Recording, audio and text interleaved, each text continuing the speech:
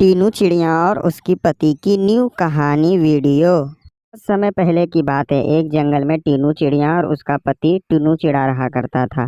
टुन्नू चिड़ा एक दिन एक तालाब के पास शराब पी रहा था। टीनू चिड़िया अपने घर में थी। पता नहीं ये टीनू चिड़ा कहाँ चला गया, मुझे तो अस्पताल जाना है। ऐसे ही काफी देर हो जाता है। टीनू चिड़िया तो दर्द से करहा रही थी, लेकिन टुन्नू चिड़ा का कहीं भी अता पता नहीं था। टीनू चिड़िया के घर के बगल में एक काला कौआ का घर था। वो अपने घर के पास खड़ा था।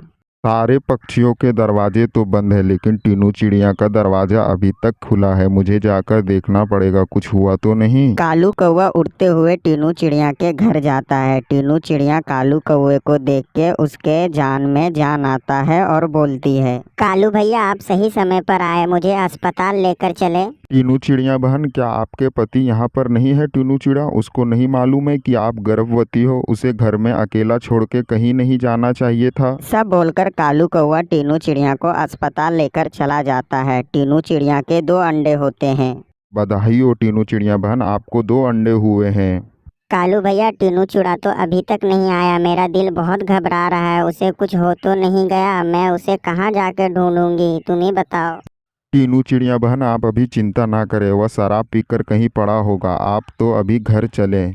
कालू कौवा टीनू चिड़िया को घर लेकर चला जाता है। टीनू चिड़िया तो अपने घोंसले में सो रहा था। वो कालू कौवा को देखकर आग बबूला हो जाता है। टीनू चिड़ा, तुम कैसे पति हो? अपने पत्नी का जरा भी ख्याल नहीं रखता। टीनू चिड़िया को अगर आज कुछ हो जाता तो वो गर्भवती है ना?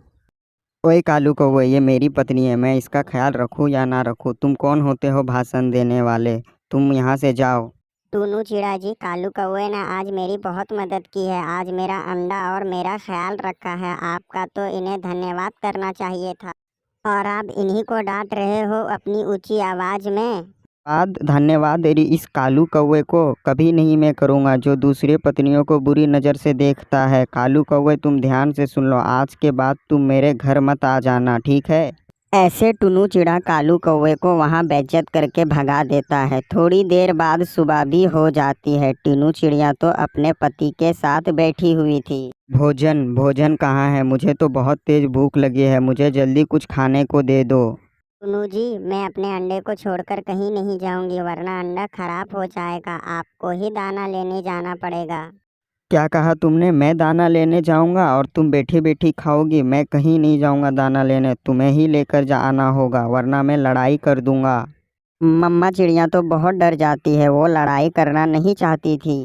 ठीक है, मैं दाना लेने को जाती हूँ, लेकिन आप इस अंडे में बैठ जाओ। आप लड़ाई ना करो, मैं दाना लेकर आती हूँ। ठीक है, तुम जाओ और जल्दी भोजन लेकर आना, मैं अंडे पर बैठ जाता हूँ।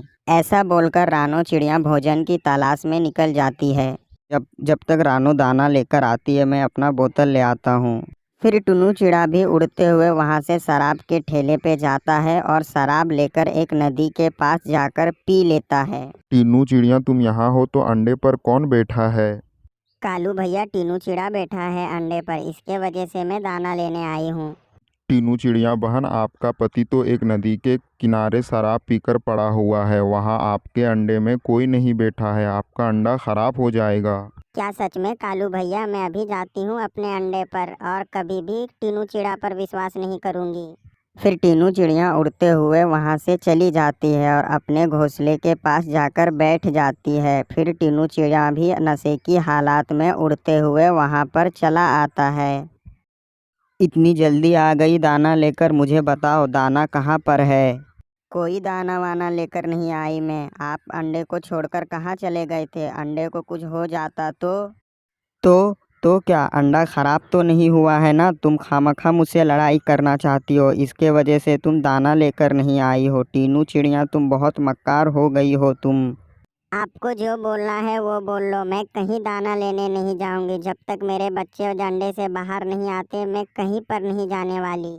तुम मेरे लिए दाना लेकर नहीं आओगी? रुको, मैं बताता हूँ। ये सब कालू कौवे का किया धरा है। मैं तुम्हें अभी, रुको, मैं बताता हूँ तुम्हें। फिर टुन्नू चिड़ा अपने कोने से एक लाठी उठाता है और रानो चिड़िया को मारने लग जाता है। रानो चिड़िया की आवाज़ सुनकर काला कौवा वहाँ पर आ जाता है। अब बताओ, लेकर आओगे मेरे लिए दाना? तुम अब बताओ। मैं अपने अंडे को छोड़कर कहीं नहीं जाऊंगी, आपको जो करना है वो कर लो। फिर टुन्नू चिड़िया टीनू चिड़िया को बहुत मारता है। टीनू चिड़िया की रोने की आवाज़ सुनकर वहाँ पर कालू कौवा उड़ते हुए उसके घर की ओर आ जाता है। टुन्नू चिड़िया को छोड़कर कालू कौवे को ही मारने लग जाता है। मैंने कहा था ना मेरे घर तुम गलती से भी मत आ जाना। टीनू चिड़िया बहन, तुम्हारा पति पागल हो चुका है। तुम अपने अंडे को लेकर कहीं दूर चली जाओ वरना ये मार देगा। इतना बोलकर कालू कौवा वहाँ से उड़ते हुए चला जाता है। फिर टीनू चिड़िया फैसला करती है कि वो अपने दोनों अंडों को लेकर यहाँ से चली जाएगी। जाओ जाओ, तुम लौट कर यहीं आओगी, मुझे तुम्हारी कोई ज़रूरत नहीं है टीनू चिड़िया। अब टीनू चिड़िया का तो कोई ठिकाना ही नहीं था। टीनू चिड़िया हार थक के वो कालू कौवे का दरवाज़ा ही ठकठकाती है और वहाँ पहुँच जाती है। कालू भैया मैं कहाँ जाऊंगी, आप मुझे अपने घर में जगह दे दें। नहीं टीनू चिड़िया बहन, तुम कहीं और जाओ। तुम्हारे पति को पता चल गया तो वो मेरी जान ले लेगा। तुम मुझे शांति से जीने दो और तुम कहीं और जाओ। कालू कौवा टीनू चिड़िया को ऐसे बेबस देखकर उसके दिल में दया आ जाती है। ठीक है टीनू चिड़िया बहन, आप चिंता ना करें। मुझे मेरे दूसरे जंगल में एक घोंसला है, उसमें आप रह लें और मैं आपको दाना भी ला कर दिया करूँगी, लेकिन जब तक आपके अंडे से बच्चे बाहर नहीं आ जाते। कालू भैया मैंने आपको बहुत परेशान किया, मुझे माफ़ कर देना, लेकिन मैं क्या करती, मैं बहुत लाचार माँ हो गई हूँ। कोई बात नहीं टीनू चिड़िया बहन, अब तुम जल्दी चलो कहीं तुम्हारा पति ना आ जाए। फिर कालू कौवा टीनू चिड़िया को अपने घोंसले में ले जाता है और कालू कौवा हमेशा खाने पीने की चीज़ें दिया करता था। टीनू चिड़िया तो अब संतुष्ट हो गई। ऐसे ही कुछ दिन गुजर जाते हैं। टीनू चिड़िया के अंडे भी टूट जाते हैं। अरे टीनू चिड़िया, ये छोटे चिड़िया तो बहुत सुंदर है। मम्मा मम्मा ये काले रंग का अंकल कौन है? हमारा पापा तो आपके जैसा होना चाहिए था। मेरी बच्ची, ये आपके कालू मामा जी हैं।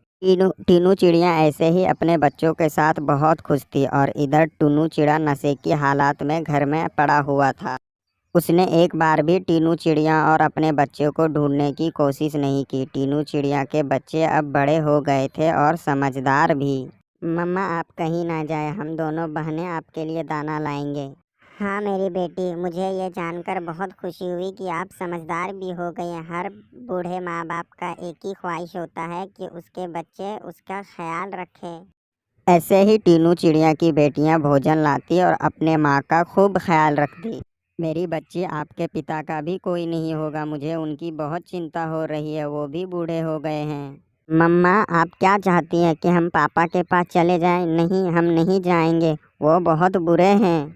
बेटी जैसे भी है वो, लेकिन तुम्हारे पिता है, वो बूढ़े हो गए, मुझे भी उनकी बहुत चिंता हो रही है, हमें उनके पास जाना चाहिए। टीनू चिड़िया अपने दोनों बच्चियों के साथ वो अपने घर चली जाती है। टीनू चिड़ा तो अपने बिस्तरा में लेटा हुआ था। वो शराब के कारण उसकी शरीर अंदर से पूरा खोखला हो गया था। टीनू चिड़िया को देखकर टीनू चिड़ा बहुत रोने लग जाता है। रानो तुम आ गई, मुझे इसी दिन का इंतज़ार था। मैं बहुत दिन से तुम्हारा इंतज़ार कर रहा था। मुझे पता था कि तुम एक ना एक दिन आओगी। अब मैं चैन से मर भी पाऊँगा। टीनू चिड़ा जी, आपको कुछ नहीं होगा, ऐसा ना बोले। देखे हमारी बेटियां कितनी बड़ी हो गई, ये हमारी दो बेटियां हैं। बेटी, मेरी बेटी, मुझे माफ़ कर देना, मैं बहुत जालिम पिता हूँ। मैंने तुम्हारी माँ के साथ बहुत गलत किया, मुझे माफ़ कर देना मेरी बेटी। मैंने कभी भी तुम लोगों का भला नहीं किया। वो दोनों बेटी ने अपने पिता को पहली बार देखा था और ऐसे बुरी हालात में वो दोनों अपने पापा के गले लग जाते हैं और टीनू चिड़ा भी बहुत खुश हो जाता है अपनी बेटियों को गले लगाकर।